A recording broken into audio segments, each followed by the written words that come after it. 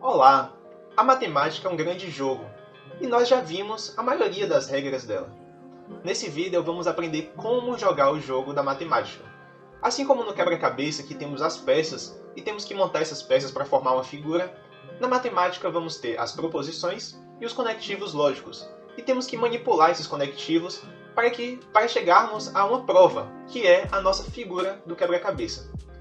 Hoje aqui vamos provar algumas equivalências lógicas muito importantes, tão importantes que chamamos elas de propriedades lógicas, propriedades que são parecidas com o que vimos na aritmética. Essas demonstrações de equivalências vão nos dar a oportunidade de ter o primeiro contato com as estratégias de demonstração, que vamos utilizar depois para resolver problemas de verdade. Então, fica até o final do vídeo, eu espero que você se divirta bastante. Seja bem-vinda, seja bem-vindo à Matemática Além dos Números.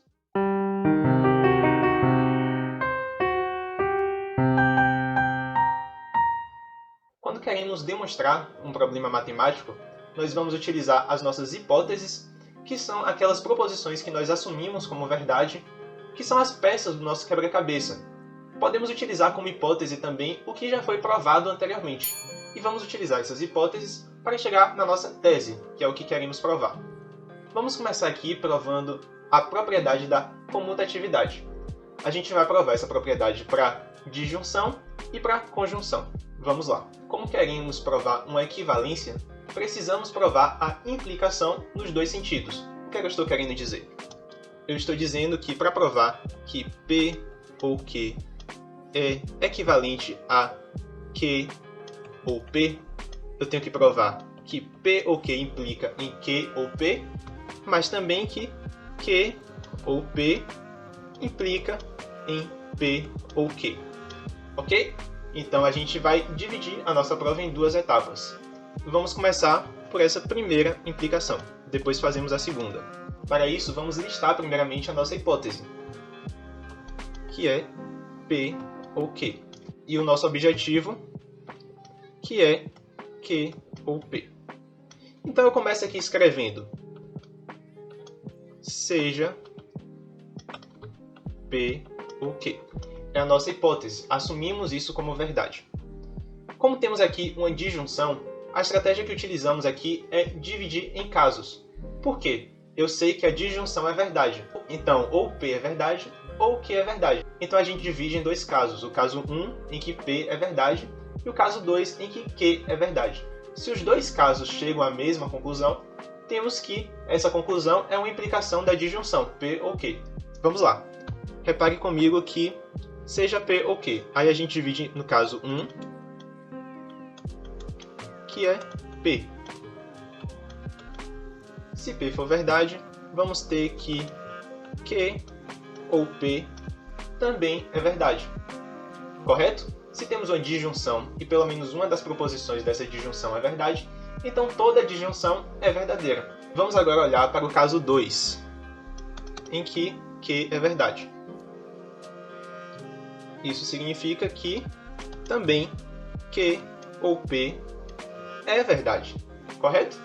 Se Q for verdade, então Q ou P também é verdade. Então, se verificamos os dois casos possíveis e os dois chegaram à mesma conclusão, concluímos que Q ou P. Essa é a nossa conclusão e provamos a primeira implicação. Agora vamos provar a segunda implicação. Para isso, basta eu trocar a ordem aqui das hipóteses. Eu troco a ordem da hipótese com o objetivo e vamos utilizar da mesmíssima estratégia. Eu começo com a hipótese que Q ou P. Depois eu divido em caso.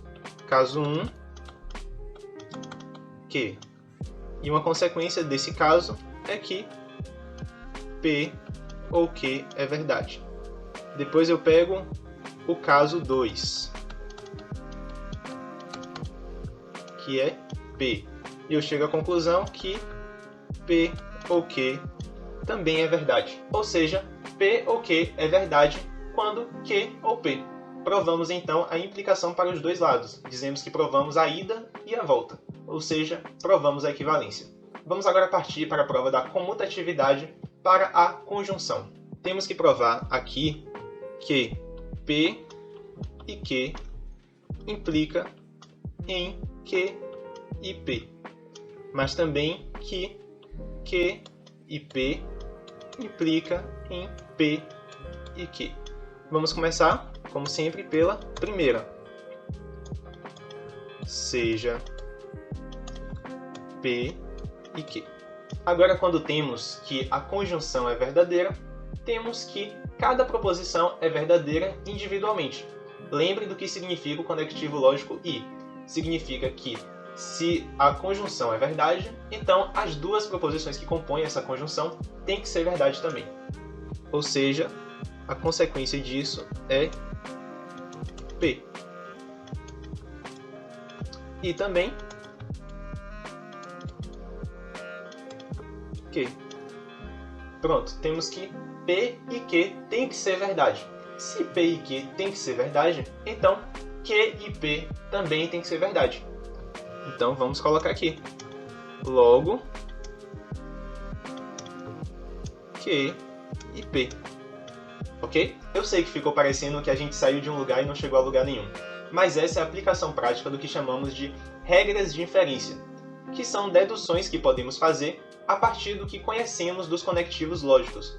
Ou seja, o que fizemos aqui foi deduzir que P é verdade e Q é verdade, quando P e Q é verdade.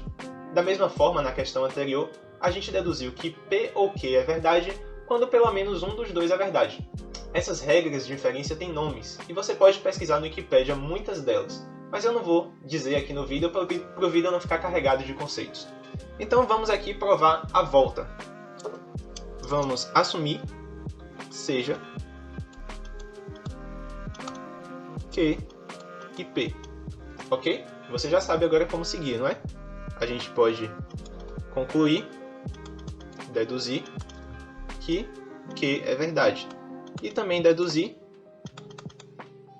que P é verdade. Se Q e P são verdade, então P e Q é verdade também. Nossa conclusão é P e Q. Provamos a ida, provamos a volta e é simplesmente isso. Vamos agora para uma parte muito importante da aula. As leis de Morgan são equivalências muito recorrentes nas demonstrações matemáticas e também muito comuns em questões de lógica. E aqui nós vamos demonstrar as leis de Morgan, coisa que raramente acontece, a gente geralmente tem que decorá-las, mas aqui a gente vai demonstrar utilizando uma estratégia de demonstração muito comum mesmo, que é a demonstração por absurdo ou por contradição. Vamos ver como fazemos essa demonstração e por que ela funciona. Primeiramente, vamos separar, como de praxe, quais são as duas demonstrações que temos que fazer. Temos que provar a primeira implicação, não P e Q implica em não P ou não Q.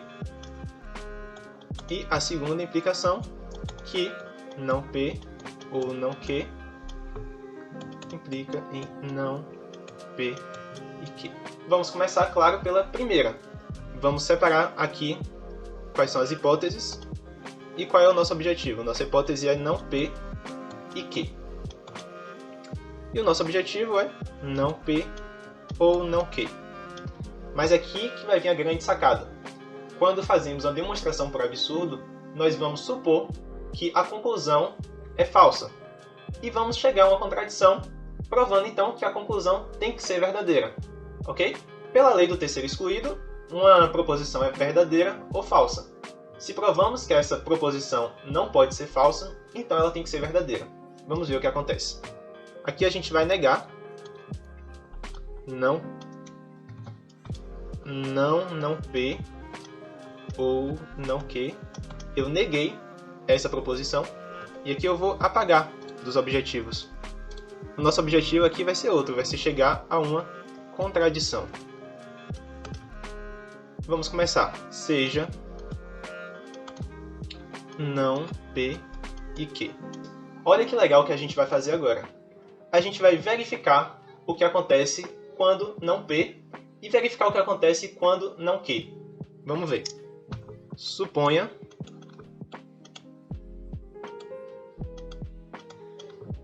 não P. Ora, se não P acontecer, então toda afirmação não P ou não Q é verdadeira, como já vimos. Vamos colocar aqui. Então, não P ou não que.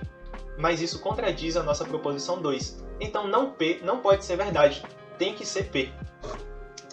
Aqui a gente coloca 4 contradiz 2. 4 contradiz 2. Se 4 contradiz 2, então P. Agora eu vou fazer a mesma coisa para o que. Eu vou supor não que. Suponha não que. Então, você não deve ter percebido ainda qual é o nosso objetivo, onde estamos querendo chegar. Mas perceba a sacada, perceba o que vai acontecer. Então, 9, 8 contradiz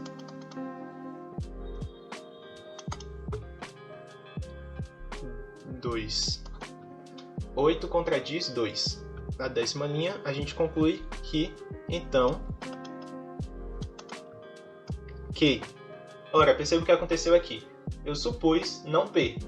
E a partir disso, eu deduzi que a gente chegava a uma contradição. Então, tem que ser P. Da mesma forma, eu supus não que. E chegamos a uma contradição. E vimos que tem que ser que. Se tem que ser P e tem que ser que, então tem que ser P e que. Mas, olha o que acontece. Olha para a primeira linha. Isso contradiz a nossa primeira linha. Ou seja, toda a proposição 2 ela é falsa quando a gente assume a proposição 1 como hipótese. Todas as consequências lógicas da proposição 2 vão levar a uma contradição da proposição 1. E a proposição 1 é a hipótese fixa lá que a gente tem que assumir, porque a questão é para a gente provar uma implicação a partir da hipótese que está na linha 1. A hipótese da linha 2 já não é uma hipótese fixa, porque ela é algo que estamos testando. Ela é algo que queremos provar que é falso. E foi justamente isso que conseguimos fazer quando provamos que ela era uma contradição da proposição 1. Então, vou colocar aqui na 11. Então, P e Q. O que é uma contradição da 1? 12, 11, contradiz 1. Logo, a proposição 2 é falsa. A gente coloca uma negação na frente e ela vai ficar assim. P ou não Q. E isso aqui é equivalente, como a gente já viu, dupla negação fica sem negação. Não P ou não Q. Provamos essa implicação. Agora vamos provar a volta. Sim, isso foi apenas a ida da equivalência. A gente tem que provar a volta agora. Vamos lá. Para provar a volta, vamos fazer a mesma coisa. Vamos colocar aqui nas hipóteses não P ou não Q, aqui ó, da segunda implicação. E a tese, o que queremos provar, a gente supõe ser falso. Então vai ser a negação dessa negação, ou seja, P e Q. Vamos começar. 1 seja não P ou não Q. Aqui vamos fazer algo um pouco diferente. Vamos dividir em casos. Caso 1, não P. E vamos supor que é a nossa hipótese, né? P e Q. Qual é a consequência da linha 3? A consequência é P. E a linha 4 contradiz a linha 2. Então eu vou colocar aqui. 4 contradiz 2. Ou seja, a suposição 3 é incorreta, é falsa. Então, não P e Q. Da mesma forma, eu vou repetir esses passos aqui. Eu vou assumir, eu vou pegar o caso não Q, aqui eu vou chegar em Q, e eu vou chegar numa contradição. Não Q, e aqui Q. E vou chegar na mesma contradição, concluindo também não P e Q. Ora, se os dois casos possíveis chegam na mesma conclusão, então essa conclusão é uma implicação da disjunção não P ou não Q. E aí provamos que essa implicação também vale, a volta dessa implicação, ou seja, a equivalência vale. Então provamos a primeira lei de Morgan. A segunda lei de Morgan vai só mudar o conectivo. Ao invés de ter não P e Q, eu vou ter não P ou Q. Vamos lá, vamos começar provando a ida. Eu não vou mais escrever aqui. Então eu coloco a hipótese, que é não P ou Q, e o nosso objetivo é chegar em não P e não Q.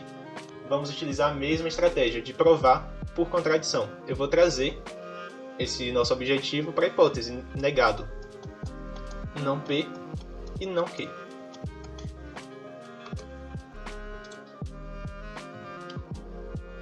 Mas olha que legal que vai acontecer aqui. Eu tenho que não P e não Q. Mas eu já provei a negação de uma conjunção. Foi exatamente a nossa lei de Morgan da questão anterior. Então eu posso substituir isso daqui por algo equivalente, que vai dar P ou Q. Ora, eu estou na hipótese com não P ou Q e ao mesmo tempo com P ou Q. Ou seja, claramente a nossa suposição que a conclusão estaria falsa leva a uma contradição óbvia com a nossa primeira hipótese. Logo, essa proposição aqui tem que ser falsa. Ok? Mas vamos escrever isso para você visualizar melhor. Seja não o que e suponha não P e não Q. Mas essa linha 2 vai levar a algo equivalente, que a gente provou na questão anterior. Então, P ou Q, ok? Essas duas coisas aqui são equivalentes. E isso é o que acontece na matemática em geral. O que a gente já provou, a gente assume como verdade e pode substituir se for equivalente, ok? Aqui a gente conclui que 3 contradiz 1. Agora vamos provar a volta. Colocamos aqui não P e não Q e a negação P ou Q. Vamos escrever aqui, seja não P e não Q e suponha P ou Q. Vamos dividir em casos. Caso 1, P, mais o caso 1, que é P, contradiz a linha 1.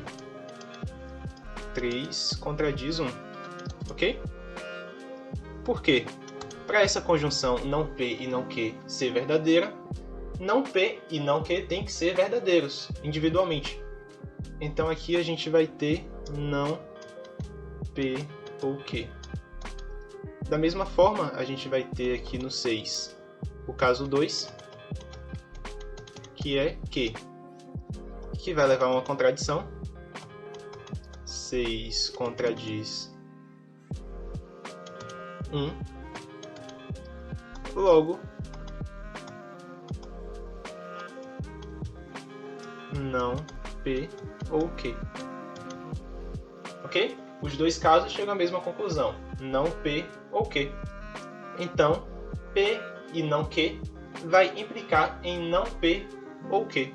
Provamos a segunda lei de Morgan. A demonstração por absurdo ou por contradição pode ter lhe deixado um pouquinho decepcionado. Isso porque quando a gente vai ler uma prova matemática, a gente espera entrar na cabeça da pessoa que escreveu a prova. A gente quer descobrir como ela teve aquela ideia para resolver o problema. Mas uma prova matemática não é necessariamente como a pessoa chegou à solução. É simplesmente se a implicação é válida ou não é. E a demonstração por contradição, ela deixa isso bem claro, porque ela não prova como chegamos àquela conclusão. Ela só diz que aquela conclusão não pode ser falsa, então ela tem que ser verdadeira. As leis de Morgan podem ser deduzidas intuitivamente, mas precisamos da base teórica da lógica para realmente provar que elas funcionam. Por exemplo, imagine que você é um detetive investigando um assassinato, e você tem 2 suspeitos. Um dos suspeitos vai falar: nós 2 não somos juntos os assassinos. Então você pode concluir disso que ou um deles não é o assassino ou o outro não é o assassino. E também, incluso nessa disjunção, está a possibilidade de nenhum dos dois ser o assassino. Essa é uma dedução da lei de Morgan, aquela que fala que não P e Q é não P ou não. Agora vamos provar uma segunda propriedade, que é a distributividade, que é parecida com o que acontece na aritmética. Quando temos um número multiplicando uma soma dentro do parêntese, nós distribuímos essa multiplicação. Então vamos lá.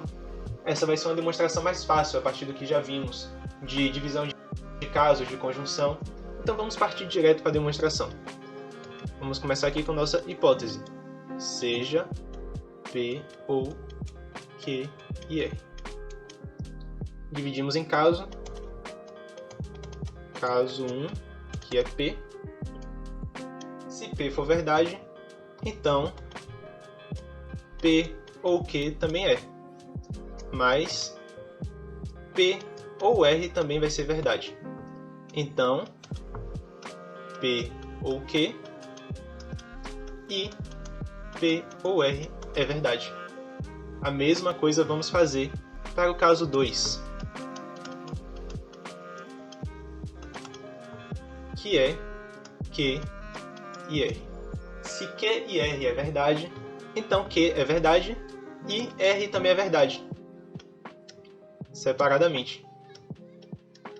O que leva a gente a concluir que P ou Q é verdade. Se Q é verdade, P ou Q é verdade. E se R é verdade, P ou R também é verdade. Ok? Essa 9 aqui é de acordo com a linha 7. E essa 10 é de acordo com a linha 8. Só para deixar claro, é importante na prova matemática a gente fazer referência às nossas hipóteses, para facilitar essa conexão da lógica. Então provamos aqui que os dois casos levam à mesma conclusão, P ou Q e P ou R. Ou seja, provamos a primeira implicação. Vamos provar agora a segunda implicação, que é P ou Q e Q ou R implica em P ou Q e R. Então vamos colocar nossa hipótese. P ou Q e P ou R. Isso aqui vai nos levar a concluir que P ou Q é verdade.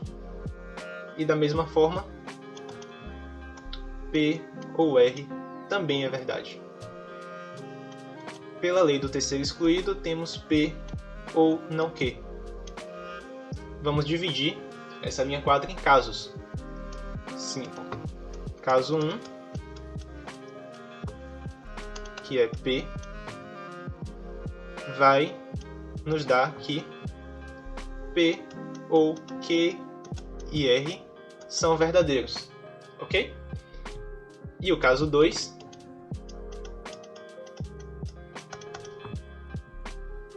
que é não P, vai nos dar também que P ou Q e R é verdadeiro. Por que isso? Porque a partir da linha 1 nós chegamos à conclusão que P ou Q é verdadeiro. E também chegamos à conclusão que P ou R é verdadeiro. Então, se P é falso, então o Q tem que ser verdadeiro em P ou Q. E também se o P é falso, o R tem que ser verdadeiro por causa de P ou R. Ou seja, os dois casos aqui nos levam à mesma conclusão, P ou Q e R. E assim provamos a nossa implicação. Agora vamos para a questão 2. Vamos supor seja P, I, Q ou R. Uma consequência disso é que P é verdade e também Q ou R é verdade.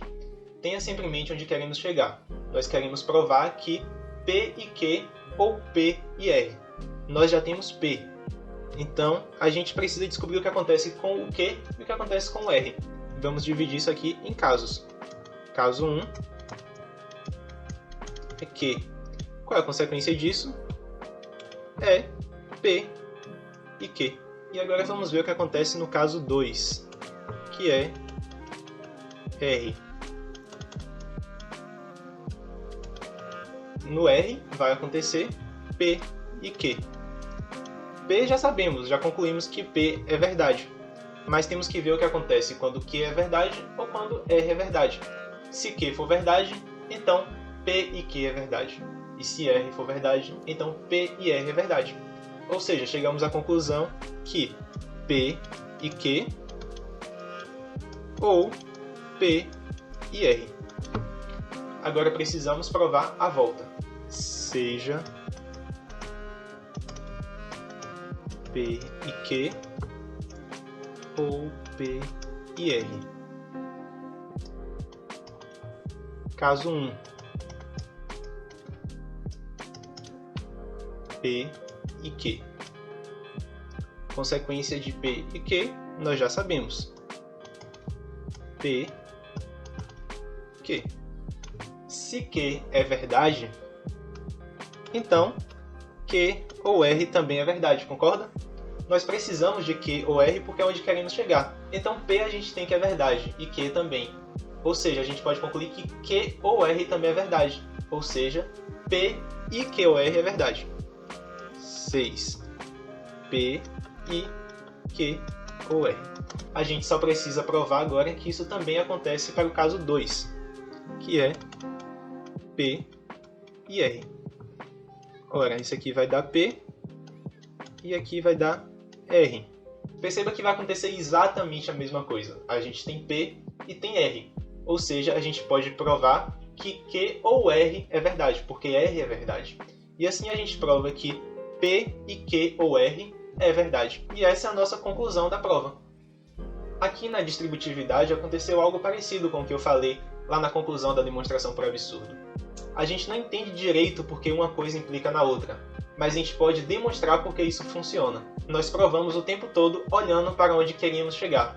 Nós não fomos tendo ideias geniais no caminho.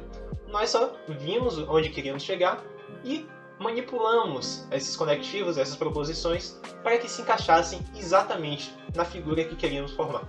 Uma pessoa que vê essas equivalências pode não entender intuitivamente o que elas significam, mas você é capaz de demonstrar que essas proposições são realmente equivalentes, utilizando todas as regras lógicas que já estudamos. Agora vamos provar uma última equivalência, que também é muito importante. Essa equivalência é o silogismo disjuntivo. E um exemplo de silogismo disjuntivo seria: o ser humano é homem ou mulher. Um ser humano específico não é mulher, então ele tem que ser homem. Isso é o que o silogismo disjuntivo está nos contando. Agora vamos provar por que ele funciona. Vamos partir aqui, como sempre, de seja P ou Q. 2, a gente vai supor não P. E 3, a gente vai concluir, a partir da suposição de não P, que Q. E aqui provamos que logo não P implica em Q. Simples assim. A volta já não vai ser tão fácil quanto a ida. E você vai ver já o porquê. Vamos começar pela nossa hipótese. Seja não P implica em Q. E queremos provar que P ou Q. Mas vamos negar isso. Vamos tentar provar por absurdo. 2. A gente vai negar. Suponha não P ou Q. Mas como a gente já provou, isso é equivalente a não P e não Q. Ora, não P e não Q. Então, não P. Não P e não Q é verdade. Então, não P. E aqui a gente vai colocar, mas pela linha 1 a gente tem se não P, então Q. E na linha 3 a gente tem não P. Aqui na linha 5, então, a gente pode colocar por 3 e 1, temos Q. Mais 5 contradiz 4, porque 4 a gente tem não Q. E em 5 a gente tem Q. O que é que está errado?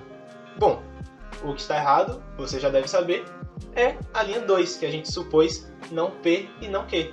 Ou seja, aqui vou colocar na linha 6, 5 contradiz 4. Logo, P ou Q. Logo, a linha 2 é falsa. E temos P ou Q. Pela contradição, provamos a implicação, a volta da implicação e provamos a equivalência. Também temos a propriedade lógica da associatividade, que vai falar que P ou Q ou R é equivalente a P ou Q ou R.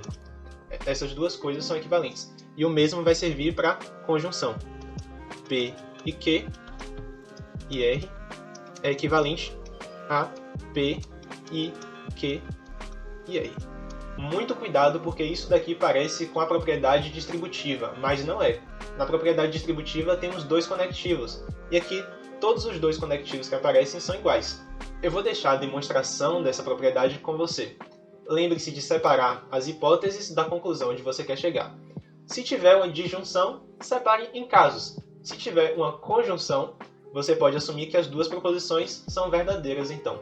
Tente fazer como um processo de dedução também, mas se não conseguir, prove por contradição. Suponha que a tese é falsa, e quando chegar uma contradição, você prova então que a tese não pode ser falsa, então ela tem que ser verdadeira. Qualquer dúvida que tiver, pode mandar pelo direct ou deixar aqui nos comentários. Eu espero que tenha realmente gostado desse vídeo, porque ele é a matemática em sua essência mais pura, que é escrever provas. Em breve vamos resolver questões de matemática mesmo. E essas propriedades e equivalências serão muito importantes na hora de demonstrar essas questões. Então guarde elas com muito carinho, mesmo que você não se lembre como demonstrar essas propriedades. Não será necessário, porque agora a gente vai partir da premissa que essas propriedades estão aí, elas não precisarão ser demonstradas. Então é isso. Eu te vejo no próximo vídeo. Até logo!